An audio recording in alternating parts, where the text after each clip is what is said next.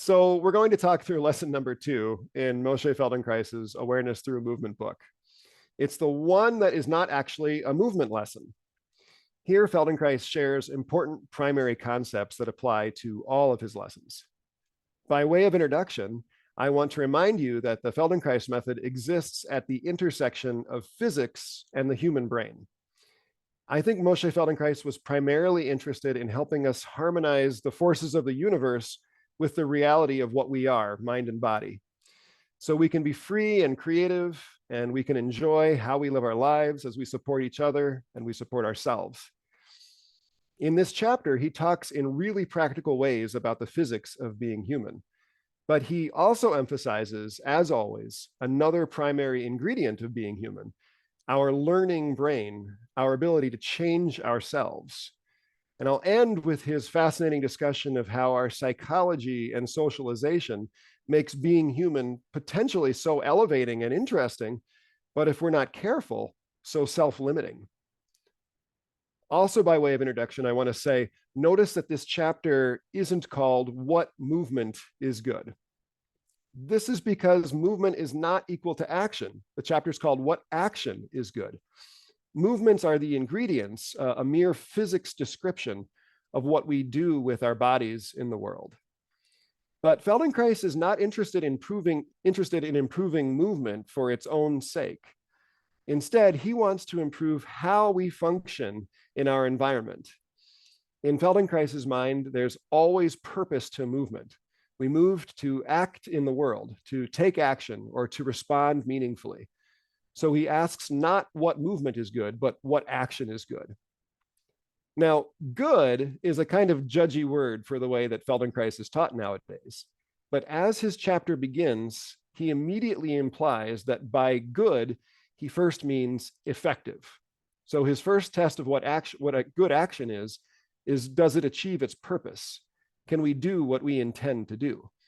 But immediately he says that's not enough.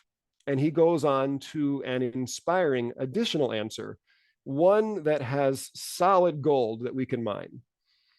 A good action, he says, quote, must also improve a living and developing body, at least to the extent that the same action will be carried out more effectively the next time. Every action should improve itself. Isn't that amazing?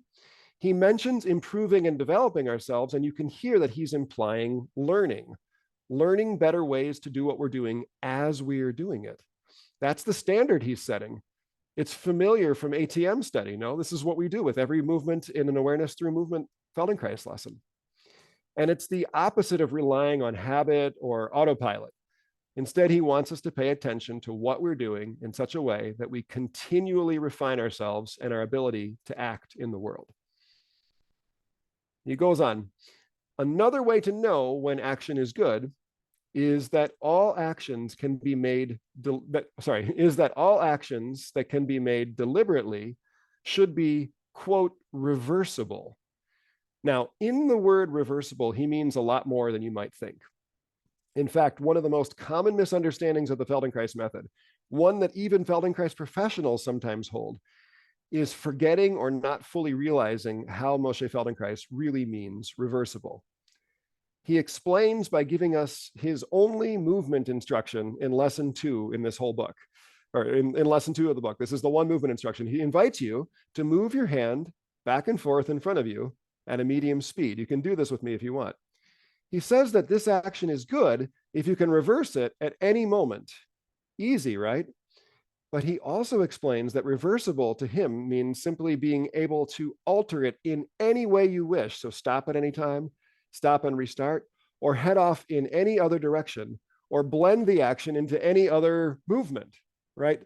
That you, in other words, he wants you to not equate good action with, in other words, he's once again equating good action with not being ruled by habit or compulsion.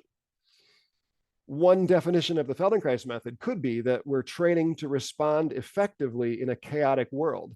And again, he wants us to be able to do what we want as needed, to not be so compulsively performing our current action that we can't change it on the fly. If you just did that lesson, you experienced me asking you to improvise, playing different notes on the imaginary keyboard, right? Moving your arm and changing it as you worked. His next answer to what a good action, or what is a good action, is a familiar one. Light and easy movements are good, he writes.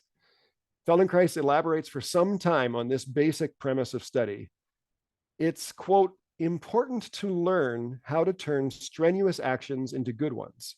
First of all, effective, but also smooth and easy. And you can note in how he words this, our method's unique focus on not performing correctly, but on discovering how to change and improve ourselves in general. He gives a first example from the previous lesson in his Awareness Through Movement book, the one called What is Good Posture? In that lesson, the voluntary movements of standing up and sitting back down on a chair are paired with more and more awareness of our body's automatic reaction to gravity. He says a good action involves coordinating our voluntary movements with most effectively harnessing our involuntary skills. Right? So he's asking us to become more skillful humans, not just doing exactly what we want all the time, but doing it in a way that actually works for how our nervous system works. Later on, he spells out more details about how difficult actions can become easy. He goes with the skeleton for a large section in this chapter.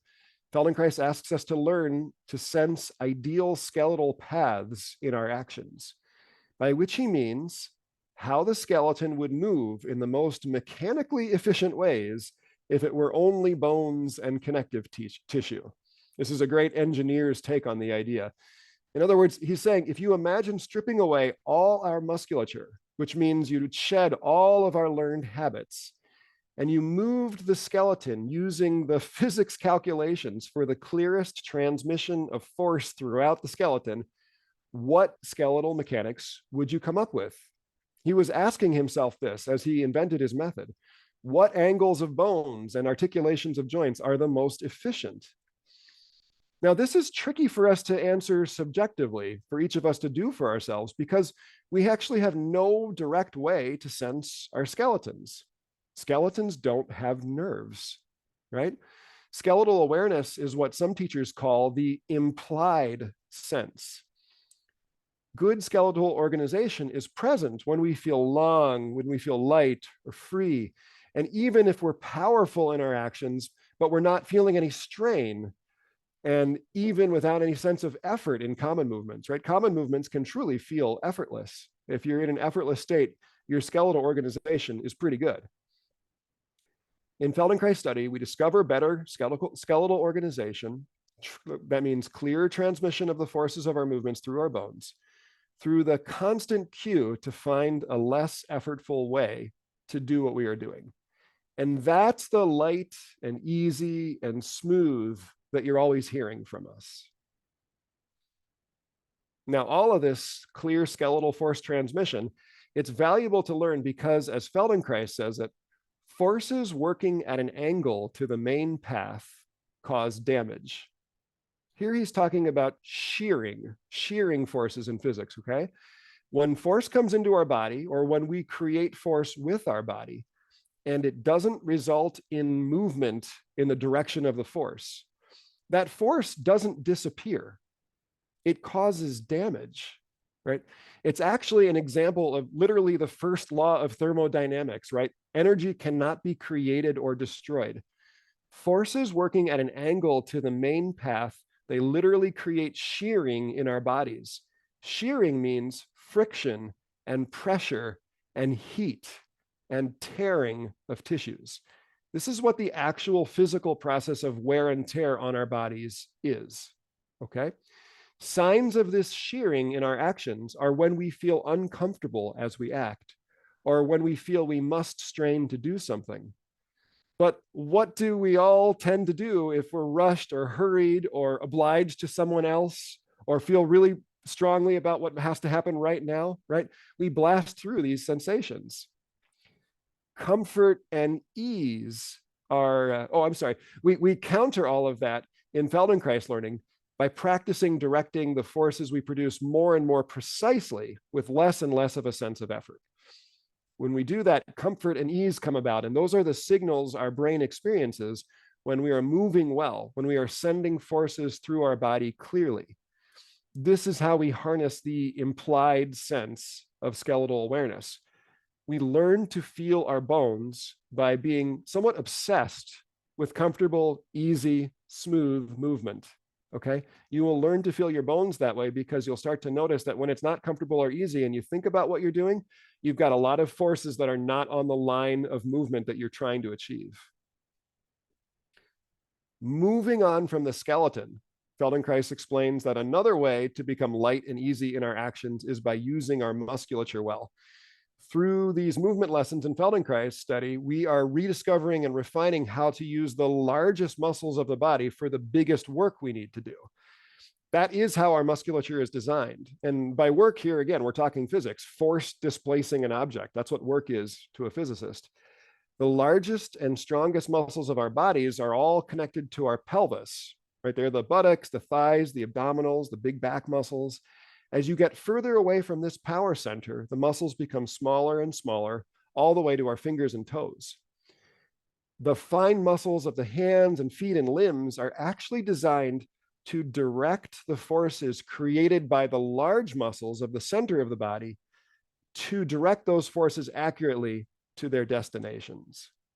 Right? And I'll give an aside here and talk about the lesson that you just did. Right, we were talking about the woman who commented and said that she normally couldn't lift her arm from the ground in that position of lying on your back or lying on your belly, but we drew your attention to the big muscles in the middle of the body and the arm became light. It's a very clear example of that kind of thing. And this is how it always is in awareness through movement study. We're often working to find the initiation of action more proximally, closer to the center of our bodies. That's what we do in Feldenkrais lessons, one of the main things that we do. So you're learning how to find and harness those ingredients of moving your hand or arm, for example, from the larger and larger muscles in our shoulder, our chest, back and front, and pelvis. And this is how Feldenkrais helped me with my piano injury, right? The injury that turned me on to this method over 20 years ago now. My fingers were getting tight and slow, and the solution ended up being that I had to learn to play the piano from my back, which might sound abstract unless you just did the lesson that we just did, right?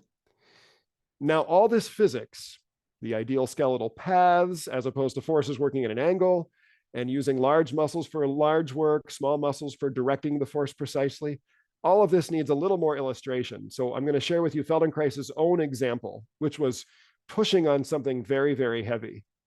All right, but I'm going to make this example my own. Let's say you need to push a car with a dead battery a short distance. All right, we're going to call it my old minivan, a big car, but we're going to make it realistic. It is possible.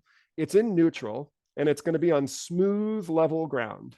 Okay, so imagine this. You're going to stand behind it. We're going to have you first lean forward a little bit, bend your elbows so they're down near your waist. You can picture this, just like you're pushing with only your forearms pointing forward. You put your palms on the back of the car, your elbows are at your waist, you lean forward a little bit. And can you imagine trying to push this, right? Can you sense that if you did this, and we're talking about a minivan here, not much is going to happen, right? The desired line of force is forward, but you're still not going to be able to move the car because the force coming through your hands and forearms is limited to the strength of your elbows and shoulders to maintain that shape, okay? No matter how you use the big muscles of your body, no matter how strong your shoes are, how sticky they are to stick on that ground, if you are bent in the arms and you try to walk forward, it all comes down to how strong are your elbows and shoulders. They're just going to give way, okay? Your arms are forming angles to the main path of force. Force can't move straight through them. So instead, your shoulder and elbow ligaments and joints are actually taking damage if you keep trying this way.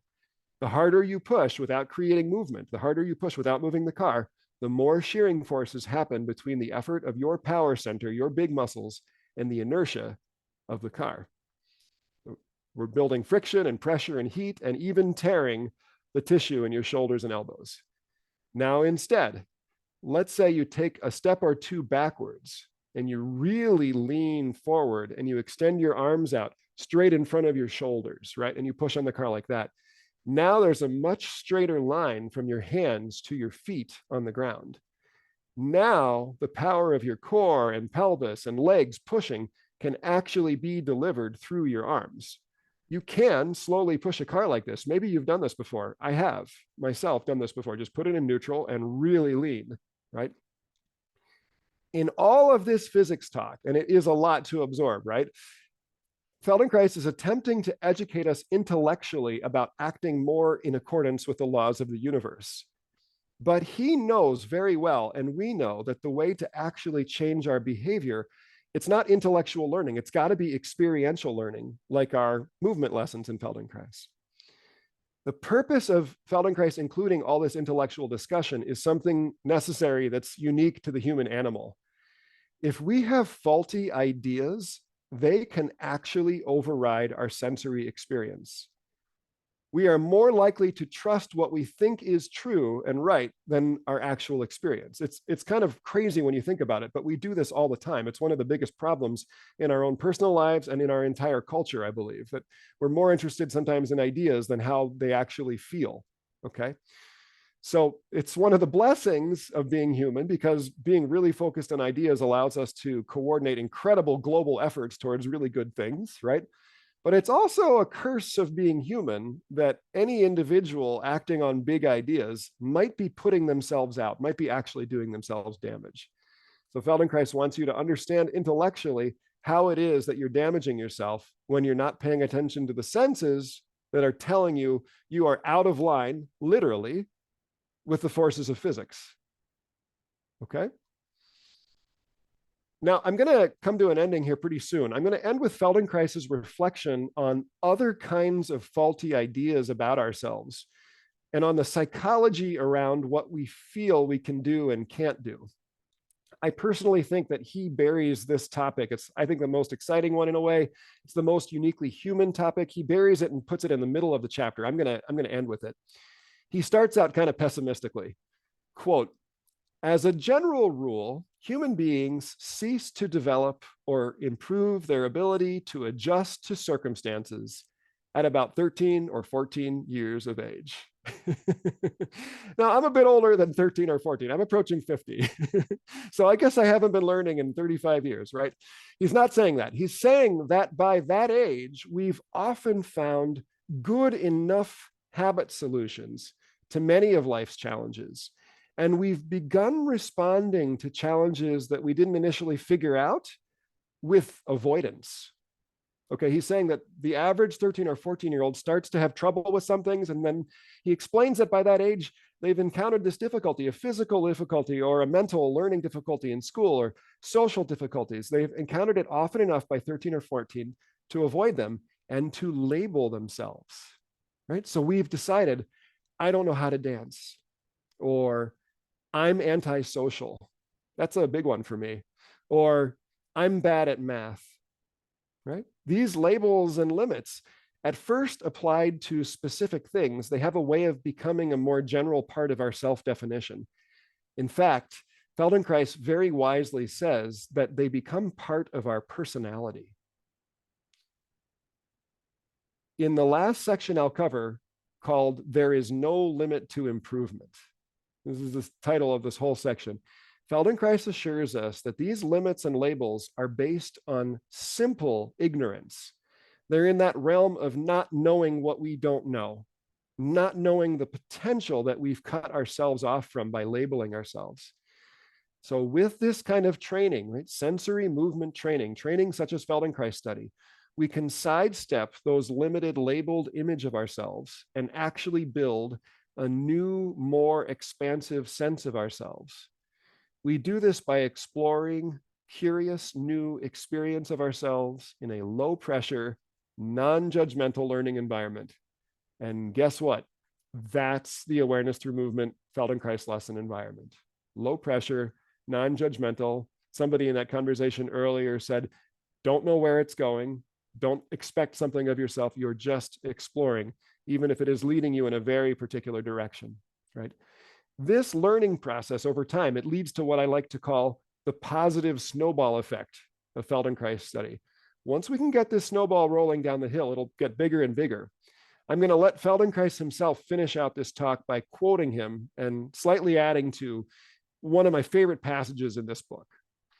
It's one of the most precise descriptions that Moshe Feldenkrais wrote of what happens over time as we study his method. And as always with Feldenkrais, please pardon the gendered language. Quote, every time we expand the limits of knowledge of ourselves, our sensitivity and the precision of our actions increase, and the limits of what is considered natural and normal to us also expand. The more an individual advances his development, the greater will be his ease of action, the ease synonymous with harmonious organization of the senses and the muscles. When activity is freed of tension and superfluous effort, the resulting ease makes for greater sensitivity and better discrimination, which make for still greater ease in action. He will now be able to identify unnecessary effort even in actions that formerly seemed easy to him. Skipping ahead a little, this opens up new possibilities in wider fields and reveals capacities of which he had never dreamed before. Isn't that beautiful? In my own experience, it really matches the benefits I've found from long-term Feldenkrais study. All of this reminds me of just a one-liner he wrote elsewhere. Health is the ability to realize our avowed and unavowed dreams. I believe all of this is saying that with sensitivity and good action, and now we know what good action is, right? The journey of self is an ongoing, beautiful discovery, right? We're actually discovering what is most important to us. We're discovering our dreams. That's a kind of an amazing, not very scientific sounding finale for what Feldenkrais ends up with here. It's kind of an amazing thing. So thank you for the journey through what action is good. I hope you've enjoyed this. I'm going to flip over the recording now in case anyone wants to talk about it at all.